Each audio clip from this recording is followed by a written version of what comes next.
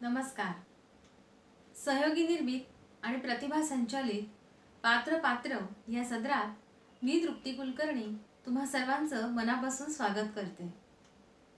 मित्रमैत्रिणींनो, 1 ऑगस्टपासून आपण प्रतिभाच्या फेसबुक पेजवर पात्र पात्र हे सदर सुरू केलं आहे. या सदरामध्ये आपण निरनिराळ्या संवाद कथा वाचत आहोत. संवाद कथा म्हणजे पुस्तक, नाटक, चित्रपट, मालिका, web series, short film, animation अशा कोणत्याही माध्यमांमधली कोणतीही दोन पात्र एकमेकांशी भेटल्यावर काय संवाद साधतील त्याचं कथास्वरूप. यातलीच एक कथा आता मी तुम्हाला वाचून दाखवणार आहे.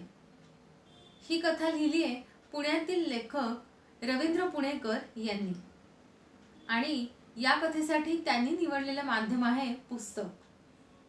ते पुस्तक आहे व्यक्ती आणि वल्ली. चला तर मग आता आपण वाचूया कोणती दोन पात्र एकमेकांशी काय संवाद साधतायत ते. कथेचं शीर्षक आहे नाथा सखा. सखाराम गटणे आता जबाबदार गृहस्थ झाला होता. वडिलोपार्जित व्यवसाय, स्वतःचे कुटुंब, वडील आणि त्यांची अंगवस्त्रे साऱ्यांचीच तो काळजी घेत होता. इतक्या वर्षांच्या वाचन सेवेच्या पुण्याईमुळे लोक त्याला आता साहित्यातला जाणकार समजू लागले होते.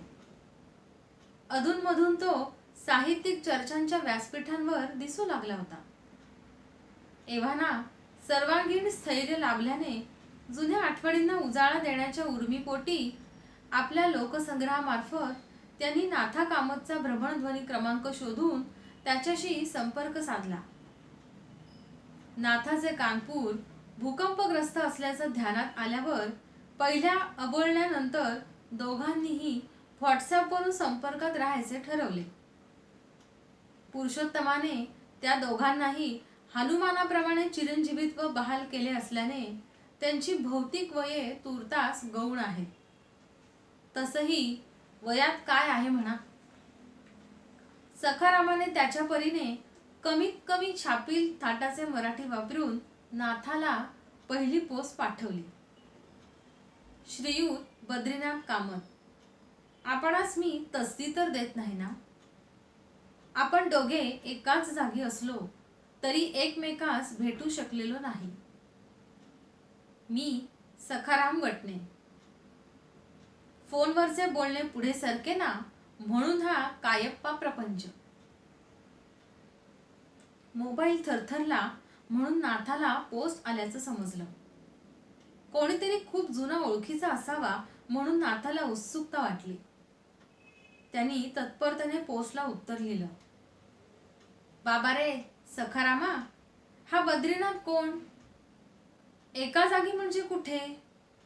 कायप्पा प्रपंच म्हणजे काय?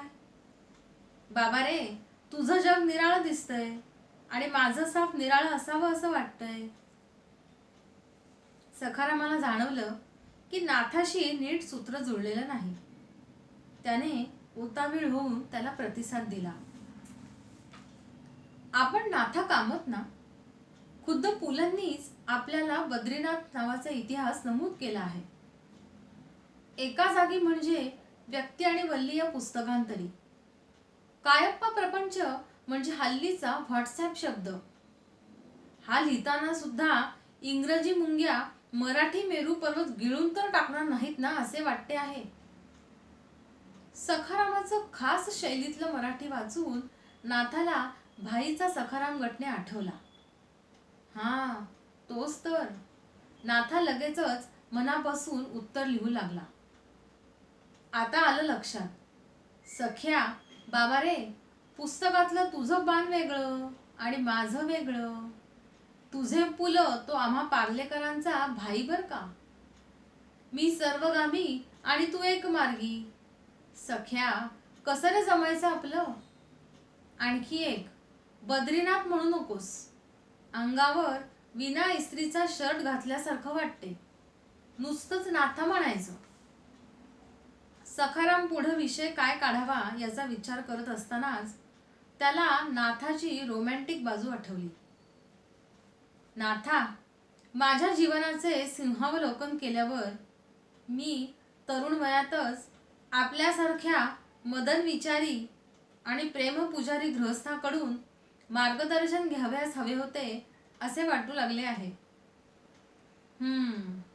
असते एकेकाचे नशीब. नाथा स्वतःशीच मिश्किल हसला आणि लिहू लागला. बाबा रे, कसला मदन आणि कसलं प्रेम, सारा एकतर्फी मामला. सगळ्या फक्त माझ्या मनातच वास करायच्या. चौपाटीवर टिळकांच्या पुतळ्याखाली श्यामाच काय कुणीच कधी भेटली नव्हती. सगळं माझं स्वप्नरंजन. भाईला ते समजायचं, पण त्याचा स्वभाव आपडला मृदू. त्याने एक वेळ टिळकांच्या पुतळ्यासोबत खऱ्या खोट्याची शहानिशा केली असती, पण माझा स्वप्नभंग कधीच केला नाही. बाबा रे, भाई केवढा मोठा आणि मी अगदीच छोटा. सखारामला आपण नाथामागे गेलो नाही याचं समाधान वाटलं. त्याला स्वतःचा लग्नविषयक अनुभव आठवला. तो भाऊकपणे शब्दात उतरवू लागला. मी वेडा, पुलंचा साहित्याशी एकनिष्ठ रहा हा संदेश उरी बाळगून पुस्तकांचा फडशा पाडत राहिलो. आजूबाजूला पाहिलेच नाही. सोन्याने भरलेली कपाट बघण्याची सवय असलेल्या सोनगावकर सराफांच्या लेकीला माझ्या घरची पुस्तकांची कपाट पाहून काय वाटलं असेल. पु ल आणि साने गुरुजींच्या तसबिरी बघून तिने विचारलं, हे कोण? तेव्हाच लक्षात आलं की वाचनाच्या बाबतीत आपलं कलत्र अगदीच गलित गात्र.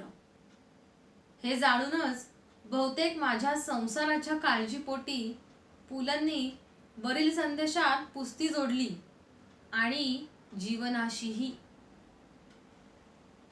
नाथाला स्वतःचं लग्न आठवलं. सख्याला सांगायला काय हरकत आहे.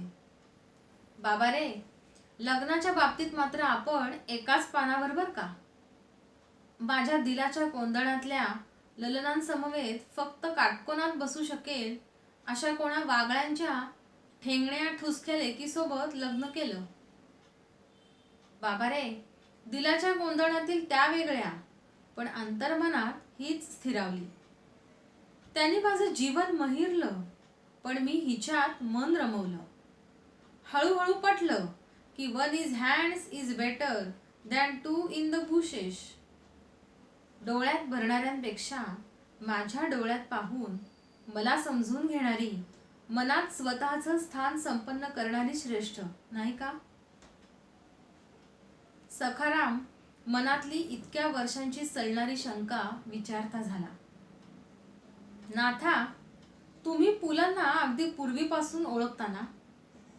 एक सांगा, पुलंनी व्यक्ती आणि वल्लीमध्ये एकाही स्त्रीचे चित्रण का नाही केले?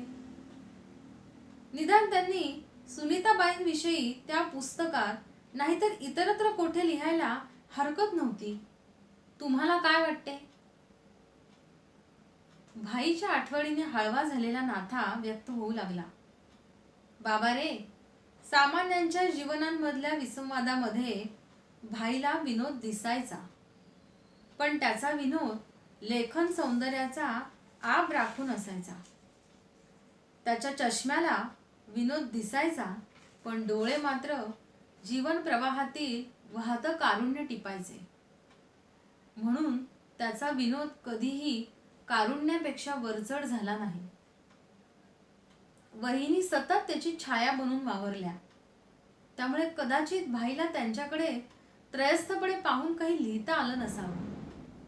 शेवटी वहिनींनी स्वतःच भाईवर आहे मनोहर तरी लिहिलं, ज्यात त्या पण अदृश्यपणे वावरतात. बाबा रे, भाई वहिनींसारखी असते ती जोडी आणि आपली नुसती जोडपी.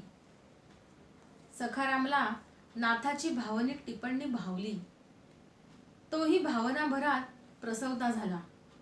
नाथा, तुम्ही काय किंवा मी काय, आपल्या छंदांनी आपल्याला आनंद दिला हे खरं असलं तरी व्यावहारिक जमा खर्चाचा विचार करता आपण क्षणिक आनंदाव्यतिरिक्त मिळवलं काहीच नाही. तुम्हाला भावलेल्यांपैकी एकीलाही तुम्ही प्राप्त करू शकला नाही. इतकं वाचन करूनही मला प्रतिभेचा स्पर्श लाभला नाही. छापखान्यातले खेळे जाऊन कवळीच्या रूपाने संगणकाची अक्षर प्रणाली उद्भवली आहे इतकेच. हल्ली मी प्रयत्नपूर्वक सामान्य चार चौघांसारखा बोलतो. घरात बायको, बाहेर बस कंडक्टर, रिक्षावाला, दुकानदार, भाजीवाला यांना समजण्यासारखे बोलले पाहिजे हे भान संसारात पडल्यावर आले.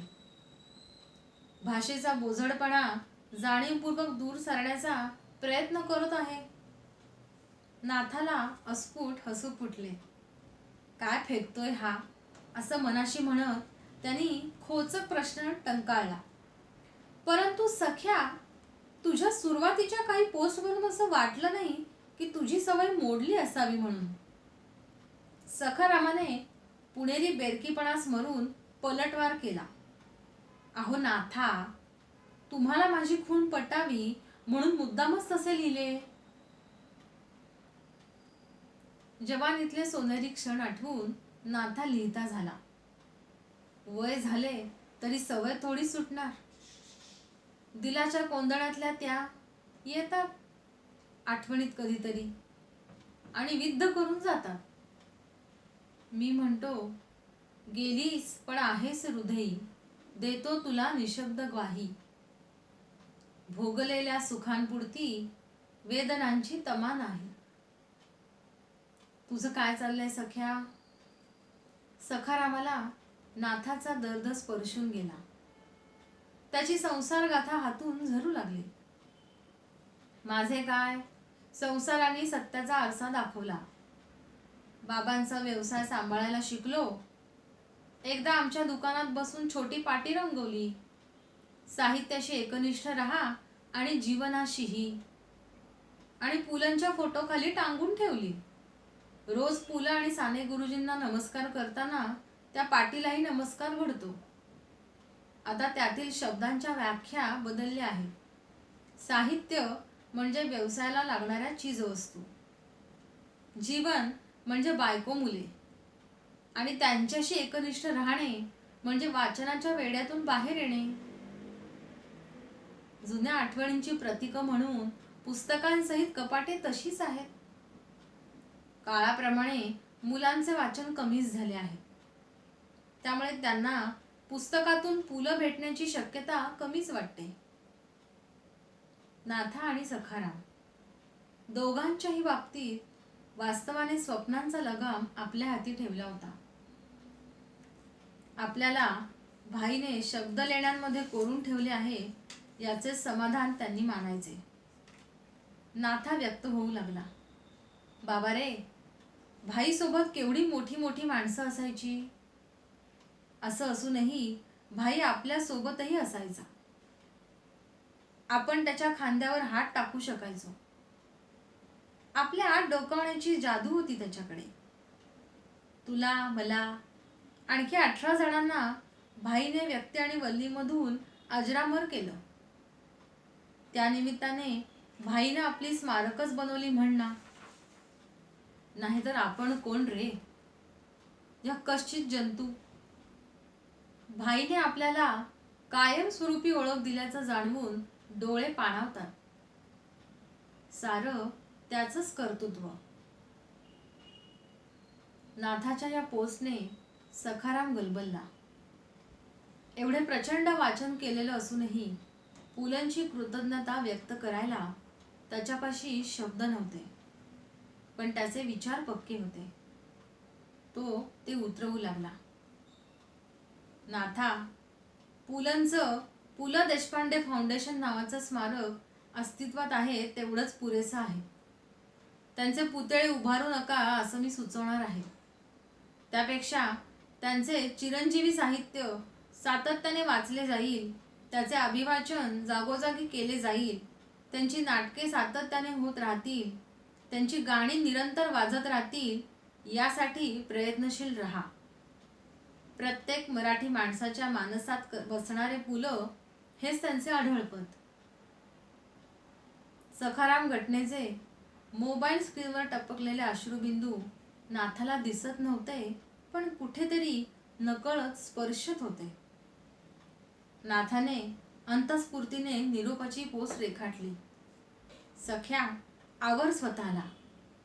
आपल्याला युगांतापर्यंत आपलं चिरंजीवित्व सांभाळायचंय भाईसाठी. असेच भेटत राहूया. मित्रमैत्रिणींनो, ही कथा तुम्हाला कशी वाटली ते आम्हाला जरूर कळवा.